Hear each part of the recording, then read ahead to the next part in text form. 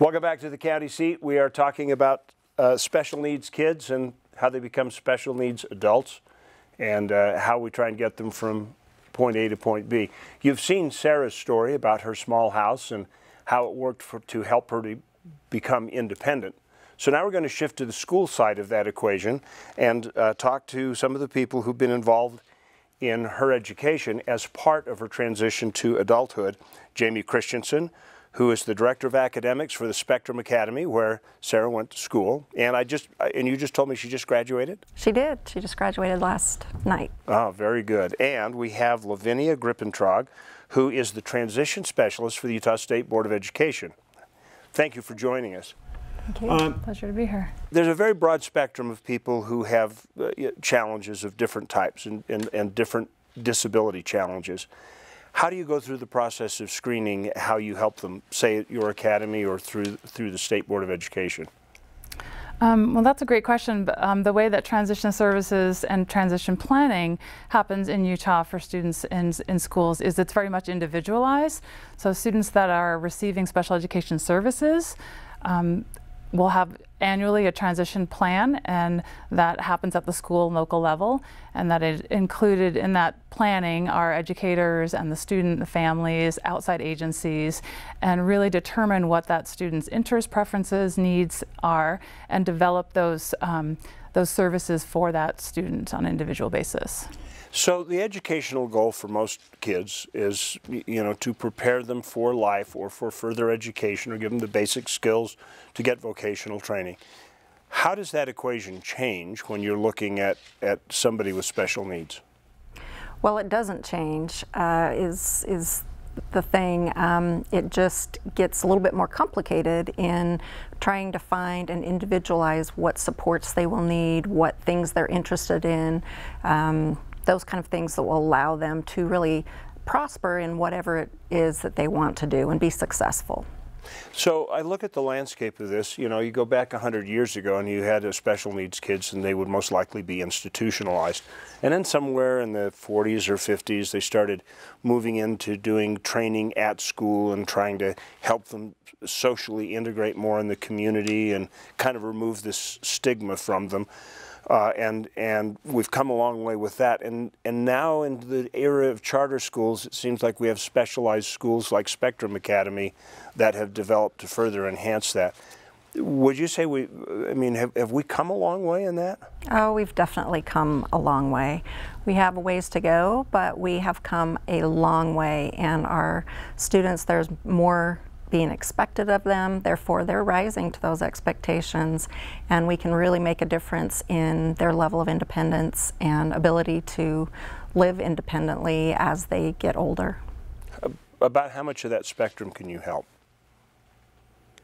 I know that's a tough question, but I think we can help all students. I think we really need to focus on a student's strengths and capitalize on those and really develop those strengths, and then identify the supports that student needs to be successful in employment or post-secondary education or whatever their post-high school goals may be. And it's nice that now there is more choice for families and for students to be able to reach those goals. So let's take Sarah. She would be functionally autistic, I guess. And very charming, very engaging young lady. Looks like she can almost take care of herself. Almost. Is that a typical story or is that an exceptional story as far as what you see at Spectrum Academy? Oh, it varies so much. I hate to say one way or the other. I think it can be a typical story for most students, provided they get the right early intervention and that those expectations are there from the beginning. As early as kindergarten, we start working on different things that will help them be more prepared to make that transition. It comes sooner than most people think. And so I think so many are, all of them at least, are capable of employment. Whether or not they will live on their own, they can still engage in a meaningful life with employment and contribute to society.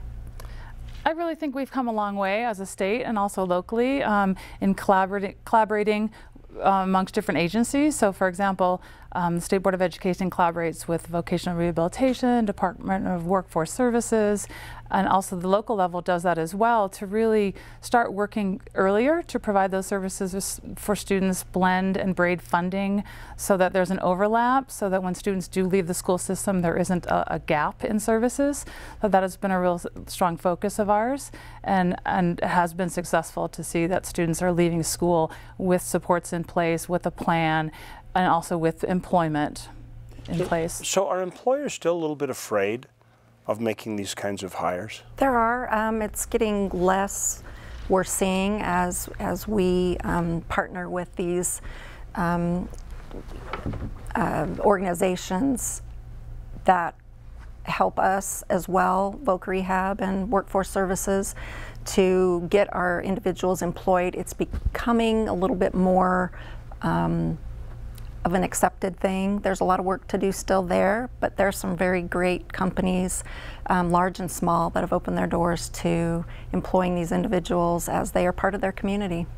So when the state's working at this transition process, I would intimate from that you transition them into the program and transition them out of the program when their work is done. Is that correct? Correct. We call that sort of transition to transition. Exactly. We don't really want that last day of a student's education to look vastly different than the following day when they are no longer receiving the services. So we want that to be kind of a seamless transition into what their life will be like afterwards. So, and one of the ways we accomplish that is we're involved with a School to Work project, and that's a collaboration between Division of Services for People with Disabilities and some other agencies that are training teams at the local level, including in Spectrum Academy is one of our schools. We have 8 different school districts that we're doing this with, and it really is all about working with the student and having them be employed before they leave school.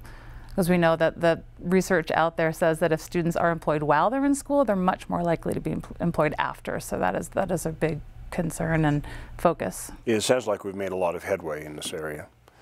And we have made a lot of headway through this segment. Our conversation time is done. There are still other areas of this entire dilemma to look at. We will continue that when we come back with the county seat.